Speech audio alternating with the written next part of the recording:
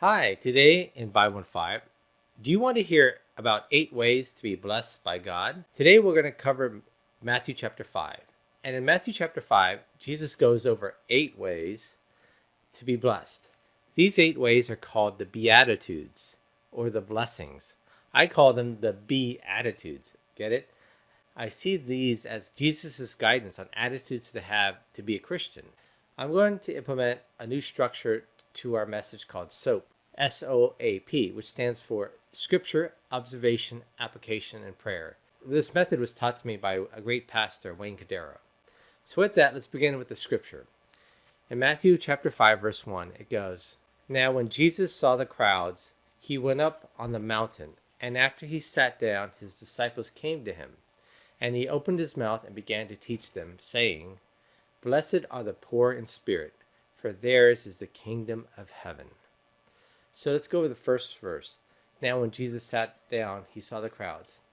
Imagine the scene. In the prior chapter, Jesus had healed a bunch of people and they had come to him.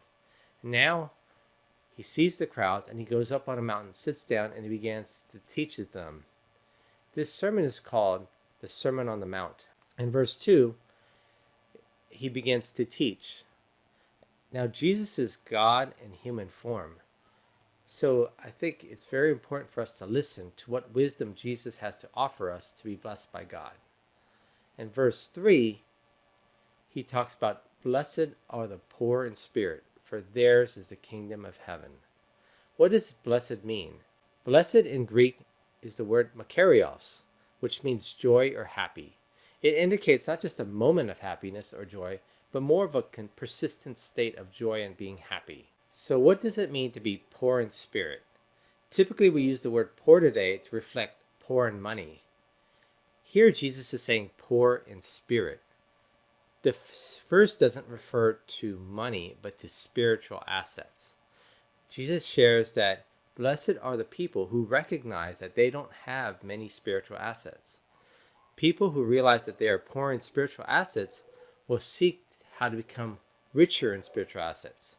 By seeking and trusting in Jesus, we can become richer in spirit. In contrast, people who don't realize that they are poor in spirit or think that they already are rich in spiritual assets may feel that they have no need for Jesus. The verse ends, "For theirs is the kingdom of heaven." So Jesus is the King of heaven. Jesus is telling us that we are blessed if we realize that we are poor in spiritual assets, since we will seek and put our trust in Jesus. By making Jesus the King in our lives, we can live a joyful or happy life. So the application. In my life, I must keep this in mind even though I've been walking with Jesus for over 25 years and may think that I am rich in spirit. I must continue to put my whole trust in Jesus. In Proverbs 3, verse 5 to 6, trust in the Lord with all your heart, and do not lean on your own understanding. In all your ways acknowledge him, and he will make your path straight. So this is something I must continually battle with myself. I must continually trust in the Lord and try not to lean on my own understanding. In all my ways I must acknowledge him, and he will help make my path straight. So in my work, I must remember to pray for wisdom before important meetings. One of the things I do every morning is I ask Jesus to give me wisdom for the day, to help me prioritize and understand what's important to get done, and also to think about things that I should plan for the future. If there's important decisions to be made, I always try to take time to pray and ask for God's wisdom. In my family, I pray for his wisdom in my marriage and also in raising my kids. I recommend that you seek him in all areas of your life. In America, it's common practice to only pray at meals. I encourage you to pray to Jesus at all times of the day and ask for his wisdom in making decisions, his strength to get you through the tough times, and his love when you're feeling down. In closing, please read Matthew chapter 5, and if you don't have a Bible, I put links to an online Bible in the description below.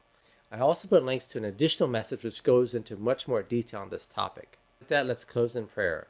Dear Lord, thank you for sending your son Jesus and for his teaching on the Sermon on the Mount, and especially these 8 ways to be blessed in the Beatitudes. Thank you for helping us keep in mind that blessed are those who are poor in spirit, for theirs is the kingdom of heaven. Help us always to seek your wisdom and your guidance in our lives. Lord, please bless all the listeners of this message. And with that, I wanted to thank everyone for joining today. And please share this message with people that you meet who also realize they are poor in spirit and want to grow spiritually. And remember, blessed are those who are poor in spirit, for theirs is the kingdom of heaven. Thanks. Bye.